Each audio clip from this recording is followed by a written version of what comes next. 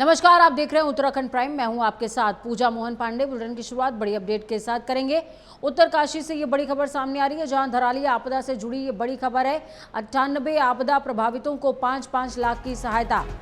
जी हां, सीएम धामी के निर्देश पर प्रभावितों को चेक दिए गए हैं। सरकार की संवेदनशीलता और त्वरित कार्रवाई का असर है ये।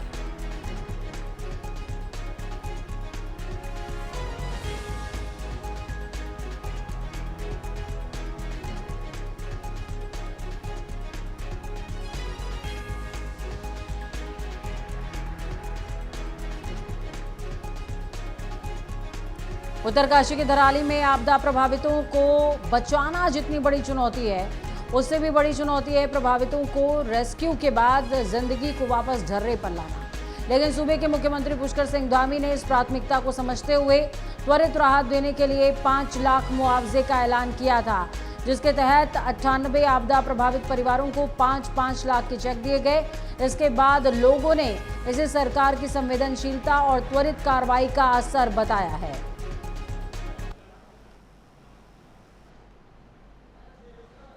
पीड़ित परिवारों को जो 5 लाख की धनराशि वितरित की गई है, हम सभी पीड़ित परिवार की ओर से माननीय मुख्यमंत्री जी का आभार व्यक्त करती हूँ, धन्यवाद करती हूँ।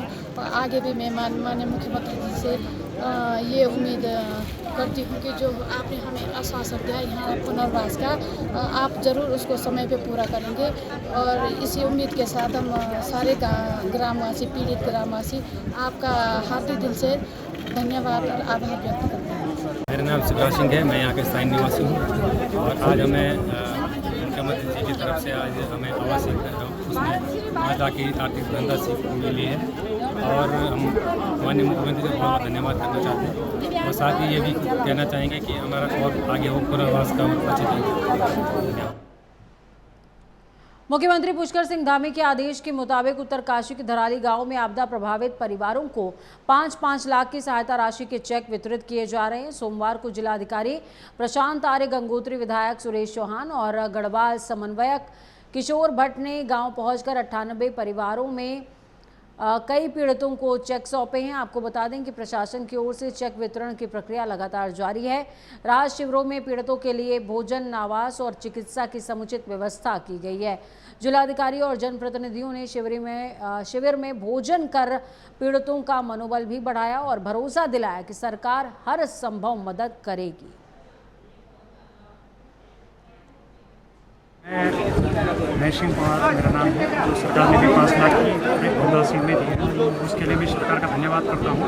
और मैं आगे सरकार से ये भी दरख्वास्त करना चाहता हूँ कि जो उन्होंने विस्थापन की मांग रखी है, उसको हमारा जल्दी से जल्दी पूरा किया जाए, ताकि हमें एक नया घर मिल सके और एक थोड़ी सी जगह मिल सके, ताकि हम वहाँ पर सुरक्षित रह सकें, क्योंकि गाँव में रहने लायक नहीं रहा है। सरकार के लिए धन्यवाद करते हैं। जो भी सरकार ने त्वरित ये सहायता हमें प्रदान की है, चाहे राशन है, चाहे कपड़े हैं, इसके लिए हम सरकार का बहुत बहुत धन्यवाद। उत्तरकाशी की धराली में आई भीषण आपदा के बाद राहत कार्यों में मानवीय संवेदनाओं का सुंदर परिचय देखने को मिला। उत्तराखंड विधानसभा अध्यक्ष ऋतु खंडूरी भूषण ने अपनी 1 महीने का वेतन मुख्यमंत्री राहत कोष में दान कर दिया है। आपदा पीड़ितों के प्रति सहानुभूति जताई है। इसके साथ ही विधानसभा के सभी अधिकारी एवं कर्मचारी भी एकजुट होकर 1 दिन का वेतन राहत कार्यों के लिए समर्पित कर चुके हैं। ये पहल आर्थिक मदद से बढ़कर एक सामाजिक जिम्मेदारी और एकजुटता का संदेश देती है। विधानसभा अध्यक्ष ने कहा कि धराली के प्रत्येक प्रभावित परिवार तक राहत, सहयोग और उम्मीद पहुंचना हम सभी का साझा कर्तव्य है। इस कठिन समय में केवल शब्द नहीं बल्कि कर्म के जरिए साथ खड़े होने की जरूरत है। में हम सब जानते हैं, धराली उत्तरकाशी में बहुत बड़ी आपदा आई है और उस आपदा में छोटा सा प्रयास मेरे द्वारा भी किया जा रहा है और अपनी 1 माह का जो वेतन है वो मैं मुख्यमंत्री राहत कोष को देने जा रही हूँ। और साथ ही साथ विधानसभा सचिवालय, विधानसभा के सारे कर्मचारियों ने भी ये निर्णय लिया है कि वो 1 दिन की अपना जो वेतन है वो मुख्यमंत्री राहत कोष को दें। उत्तरकाशी की धराली में आई आपदा से निपटने के लिए सभी तैयारियां जोरों पर चल रही हैं। रेस्क्यू ऑपरेशन लगातार जारी है, तो वहीं पीडब्ल्यूडी विभाग भी मलबा हटाने की जल्दोजहद में लगा हुआ है। इस बारे में पीडब्ल्यूडी सचिव पंकज कुमार पांडे ने कहा कि यहां से एक टेक्निकल टीम को भेजा गया है, जो कि वहां पर पूरा असेसमेंट करेगी और बताएगी कि कहां-कहां से मलबा हटना चाहिए, जिसकी वजह से अभी भी क्लियरेंस में समय लग सकता है। में क्योंकि बहुत बड़े पोर्शन में लगभग 1 किलोमीटर के पोर्शन में मलबा है जो ऊपर से आया था, खीरगाड़ से आया था मलबा, जिसकी वजह से पूरा वहाँ पर डैमेज हुआ है। और वो तकरीबन 50 फीट ऊंचा मलबा है। उसमें हम लोग गंगोत्री के साइड से क्लियरेंस चालू है, उसमें पोकलेन और ये सब मशीनें काम कर रही हैं। उसमें 3 मशीनें वहाँ पर चालू थी पहले। उसमें तकरीबन 100 मीटर हम लोग ने क्लियर कर लिया था। तो उसमें थोड़ा टाइम लग सकता है, क्योंकि ये भी देखना है कि कहीं उसके अंदर कोई और मतलब ह्यूमन बॉडी तो कोई नहीं है। तमाम चीज़ें उसको देख के करना है। कल एक डिस्कशन हुआ था कि कहीं पे जब हम लोग मलबा क्लियर कर रहे हैं तो उससे पानी निकल जा रहा है या कुछ और चीज़ें हो रही हैं, तो उसके लिए भी एक आज टीम यहाँ से 4-5 टेक्निकल लोगों की टीम यहाँ से गई है। धराली क्षेत्र में तमाम मुश्किलों के बीच आपदा राहत कार्य बदस्तूर जारी है। सरकारी और गैर सरकारी एजेंसियां प्रशासनिक अमले के साथ मिलकर राहत कार्यों में जुटी हुई हैं। घोड़े और खच्चर भी इन कठिन इलाकों में बचाव और राहत सामग्री पहुंचाने में अहम भूमिका निभा रहे हैं। खराब मौसम और कठिन रास्तों के बावजूद राहत टीमें लोगों तक मदद पहुंचाने में कोई कोर कसर नहीं छोड़ रही हैं। स्थानीय प्रशासन और बचाव दल लगातार प्रभावित क्षेत्रों का दौरा करके आवश्यक मदद मुहैया करा रहे हैं। राहत कार्यों में लगे सभी लोगों की मेहनत और समर्पण से प्रभावित परिवारों को पुनर्जीवित करने का प्रयास किया जा रहा है, कोशिश की जा रही है।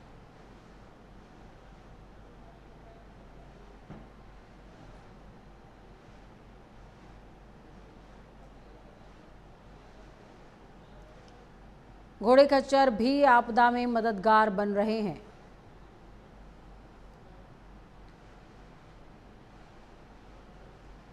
चमोली जिले में भारी बारिश के चलते बद्रीनाथ राष्ट्रीय राजमार्ग कई स्थानों पर मलबा आने से अवरुद्ध हो गया। कमेड़ा, गौचर, स्लाइडिंग, बद्रीश होटल, उमट्टा के पास, नंदप्रयाग चमोली और गोविंद घाट से 3 किलोमीटर पहले टैया पुल के पास सड़क मार्ग बंद हो गया। इसके अलावा कर्णप्रयाग थराली मार्ग भी सिमली प्रयागराज होटल के पास मलबा आने से बाधित हुआ है। लगातार हो रही लैंडस्लाइड और मलबा गिरने से यातायात पूरी तरह ठप हो गया, जिससे लोगों और यात्रियों को भारी दिक्कतों का सामना करना पड़ रहा है। राष्ट्रीय राजमार्ग बद्रीनाथ निम्न स्थानों पर अवरुद्ध है। कमेड़ा, गौचर, स्लाइडिंग पर लगातार मलबा आने की वजह से सड़क मार्ग अवरुद्ध है। इसके अतिरिक्त बद्रीश होटल उमट्टा के पास मलबा आने से अवरुद्ध, नंदप्रयाग चमोली में और साथ ही गोविंद घाट से 3 किलोमीटर पहले।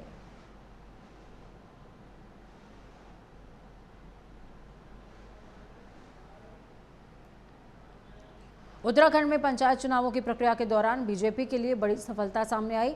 आज नामांकन प्रक्रिया की समय सीमा समाप्त होने के बाद 4 जिला पंचायत अध्यक्ष और 9 ब्लॉक प्रमुख निर्विरोध निर्वाचित हुए। बीजेपी प्रदेश अध्यक्ष ने इस जीत को पार्टी की नीतियों और कार्यकर्ताओं की मेहनत का परिणाम बताया।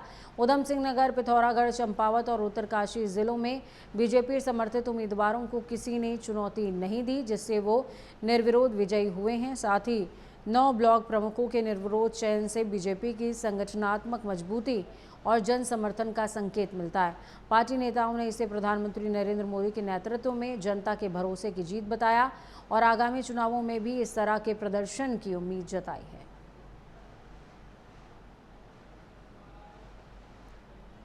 क्षेत्र पंचायत ब्लॉक प्रमुख के लिए बीजेपी ने प्रत्याशियों की घोषणा कर दी है। बड़ी अपडेट साझा कर रहे हैं आपके साथ। बीजेपी ने प्रत्याशियों की छठी सूची जारी की है। चमोली में मनोज रावत बने प्रत्याशी।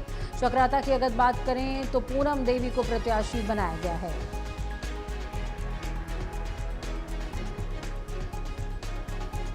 चमोली में मनोज तिवारी, चक्राता में पूनम देवी प्रत्याशी बनी है। क्षेत्र पंचायत ब्लॉक प्रमुख के लिए बीजेपी ने प्रत्याशियों की घोषणा कर दी है।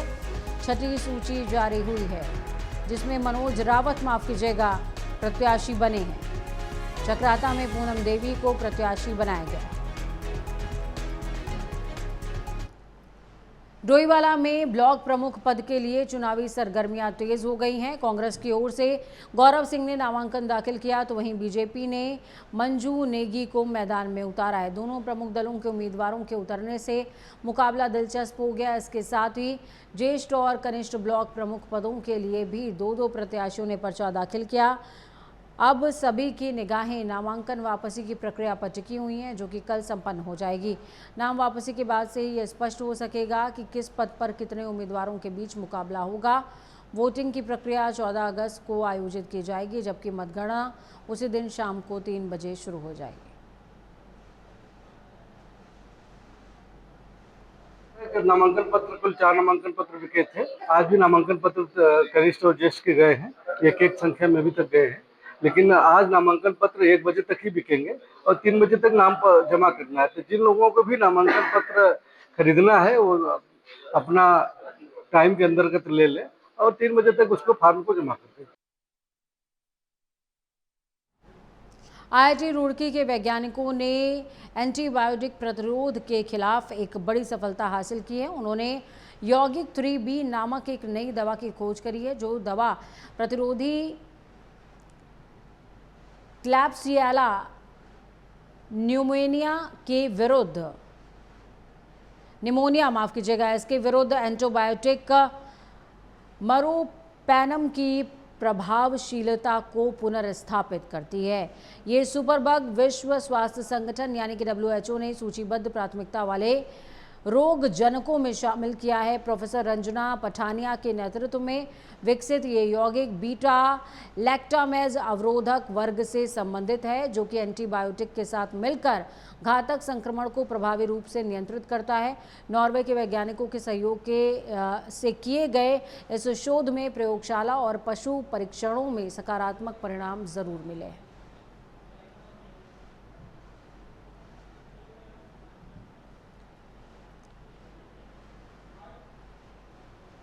विद्युत विभाग की ओर से स्मार्ट मीटर लगाए जाने को लेकर मंगलौर विद्युत विभाग के SDO कार्यालय के बाहर उत्तराखंड किसान मोर्चा के कार्यकर्ताओं ने धरना प्रदर्शन करते हुए सरकार और विभागीय अधिकारियों को चेताया है कि अगर उन्होंने स्मार्ट मीटर लगाने की कोशिश भी की तो किसान इसे बिल्कुल भी बर्दाश्त नहीं करेंगे, चाहे उन्हें इसके लिए बड़ा आंदोलन ही क्यों ना करना पड़े।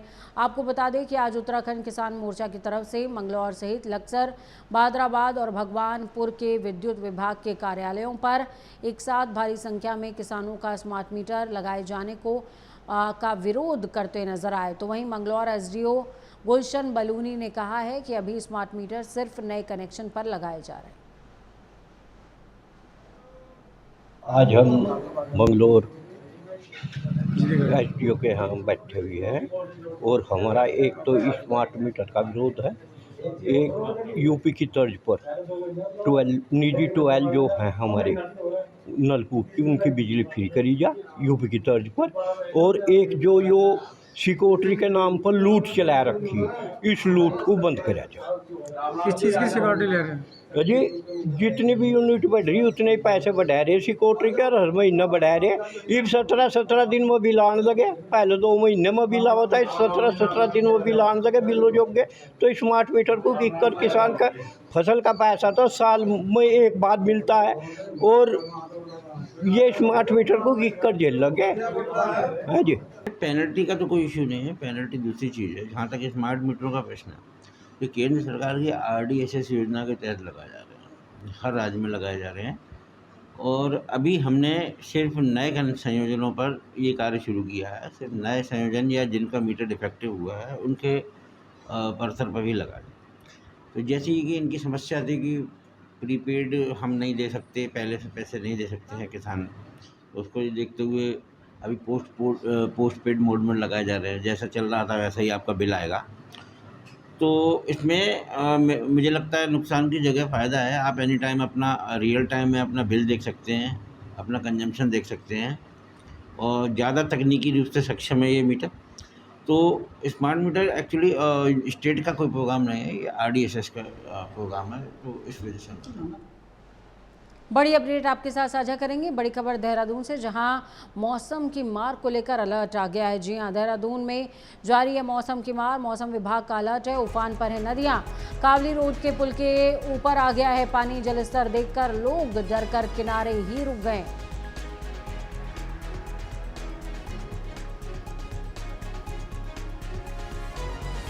बड़े अपडेट साझा कर रहे हैं आपके साथ में। देहरादून में मौसम की मार देखने को मिल रही है। तस्वीरें देखिए, पुल के ऊपर पानी आ गया है और किस तरीके से लोग डरे हुए हैं और पुल पार करने की जो कोशिश है उनके मन में काफ़ी ज़्यादा डर है इस बात को लेकर कि कहीं कोई घटना घटित ना हो जाए।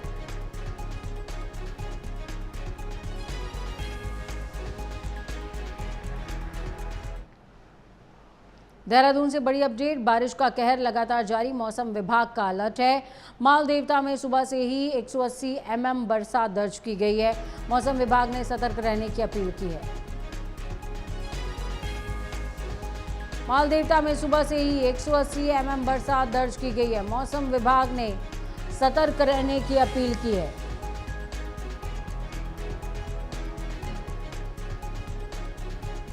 बड़ी अपडेट साझा करें आपके साथ।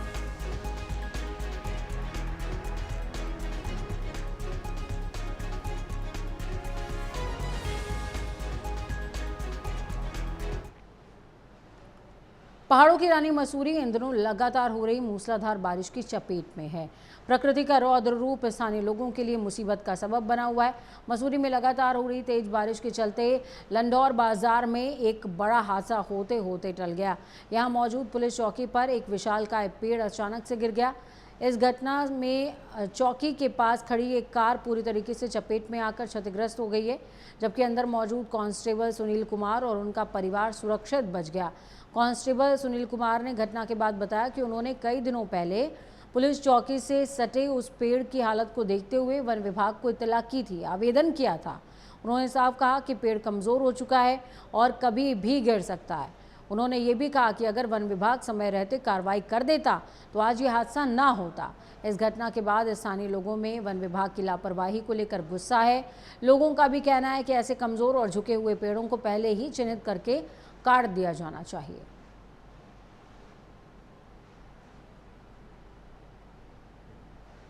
उत्तराखंड के मौसम की जानकारी देते हुए मौसम वैज्ञानिक रोहित थपलियाल ने कहा कि उत्तराखंड में ज़्यादातर जगहों पर हल्की से मध्यम बारिश हो रही है। इसके साथ ही कहीं कहीं जो मैदानी क्षेत्र और उसके लगे हुए जनपद हैं, जैसे कि देहरादून, टिहरी, पौड़ी, हरिद्वार, उसके बाद नैनीताल, उधम सिंह नगर, जहां पर कुछ जगहों पर भारी से बहुत भारी बारिश हो सकती है, जबकि इक्का दुक्का जगहों पर अत्यंत भारी बारिश की संभावना है। इन जनपदों को रेड अलर्ट पर रखा गया है और इसके अलावा भी पिथौरागढ़, बागेश्वर या जो अंदर के डिस्ट्रिक्ट्स हैं, उत्तरकाशी, रुद्रप्रयाग, चमोली, यहाँ भी भारी बारिश हो सकती है। इन्हें भी ऑरेंज अलर्ट पर रखा गया है। तो वहीं 12 तारीख को कम्युनिटी इम्पैक्ट के चलते मौसम थोड़ा सा ठीक रहेगा, लेकिन 13 और 14 तारीख की बात की जाए तो उत्तराखंड में ज़्यादातर स्थानों पर हल्की से मध्यम बारिश रहेगी। 13 तारीख को फिर से देहरादून, टिहरी, पौड़ी, नैनीताल, चंपावत, बागेश्वर, उधम सिंह नगर, हरिद्वार जैसे कुछ जगहों पर भारी से बहुत भारी बारिश हो सकती है। उत्तराखंड में अधिकांश स्थानों पर हल्की से मध्यम वर्षा तो मिलेगी ही। साथ ही देखेंगे कि कहीं कहीं जो मैदानी क्षेत्र हैं और उससे लगे जनपद हैं, जैसे देहरादून, टिहरी, पौड़ी, हरिद्वार, उसके बाद नैनीताल, उधम सिंह नगर है, यहाँ पर कुछ स्थानों पे भारी से बहुत भारी वर्षा मिल सकती है और इक्का दुक्का स्थान पे अत्यंत भारी वर्षा भी मिलने की संभावना है। तो इन जनपद को रेड कलर में जो है वार्निंग रखी गई है।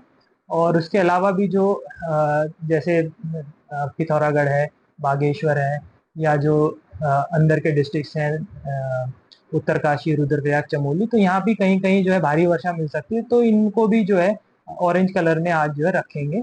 उसके बाद कल 12 तारीख को एक्टिविटी थोड़ी कम होगी, लेकिन क्योंकि क्यूमुलेटिव इम्पैक्ट है तो कहीं कहीं जो भारी से बहुत भारी वर्षा मिल सकती है, जैसे कि देहरादून है, पौड़ी है, नैनीताल है या हरिद्वार है, उधम सिंह नगर। तो इनको जो है कल थोड़ा इम्पैक्ट देखते हुए रेड कलर में रखें।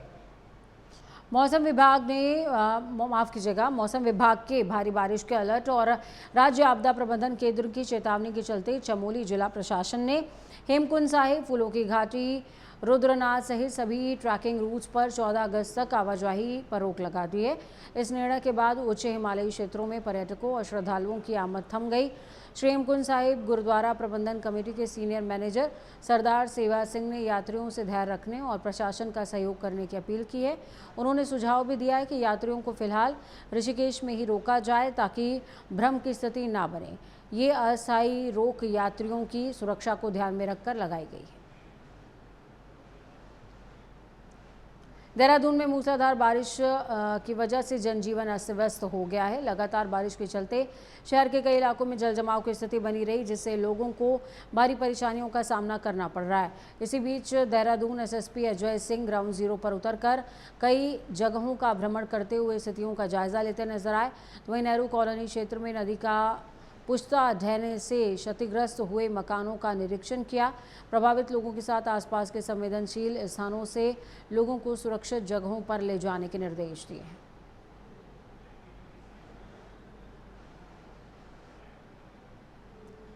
तो तस्वीरें आपको दिखा रहे हैं कि पुश्ता ढह जाने की वजह से देखिए लोगों को किस हद तक नुकसान हुआ है, इसका जायज़ा लिया है और जायजे के साथ ही निर्देश भी दिया गया है कि जो भी प्रभावित क्षेत्रों के आसपास रह रहे हैं, सेंसिटिविटी जोन के आसपास रह रहे हैं, उनको इवैक्यूएट होना चाहिए, किया जाना चाहिए। मौसम विभाग के अलर्ट के बाद देहरादून में जमकर बारिश हुई। 3 घंटे की बारिश में पूरा देहरादून शहर पानी पानी हो गया।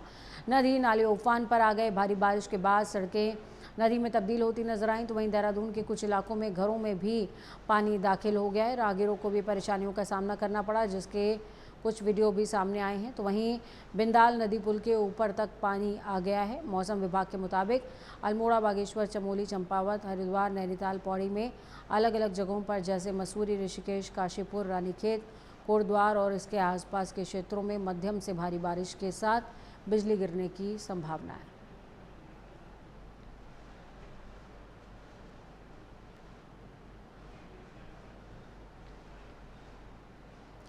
उत्तराखंड के धराली क्षेत्र में आई भीषण आपदा के बीच अब स्थानीय लोग शासन प्रशासन से मांग करते नजर आ रहे हैं।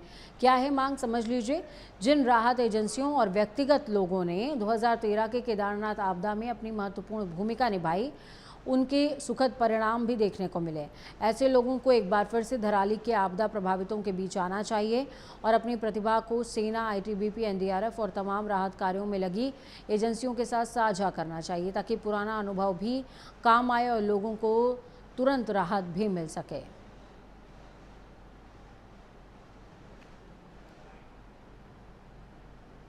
अभी धराली की घटना हुई है वो बहुत ही दुखद है और इस परिप्रेक्ष्य में स्थानीय प्रशासन। मसूरी में लगातार हो रही भारी बारिश की वजह से जनजीवन बुरी तरह प्रभावित हो गया। सोमवार को मट्टा गांव के पास मसूरी देहरादून मार्ग पर एक विशालकाय पेड़ गिरने से अफरा तफरी मच गई। पेड़ इतना बड़ा था कि उसने पूरी सड़क को ढक दिया, जिससे यातायात दोनों तरफ से बाधित हो गया। देखते देखते वाहनों की लंबी कतारें लग गई हैं और राहगीर परेशान हो उठे। प्रत्यक्षदर्शियों के मुताबिक हादसा दिन में हुआ, जब बारिश की वजह से मिट्टी ढीली हो गई और पेड़ जड़ से उखड़कर सड़क पर आ गिरा। गनीमत ये रही कि जान माल का नुकसान नहीं हुआ है। सूचना मिलते ही मसूरी फायर सर्विस, लोक निर्माण विभाग, जेसीबी मशीन और पुलिस टीम मौके पर पहुंची। करीबन 1 घंटे की मशक्कत के बाद मार्ग को साफ करते हुए यातायात बहाल किया गया।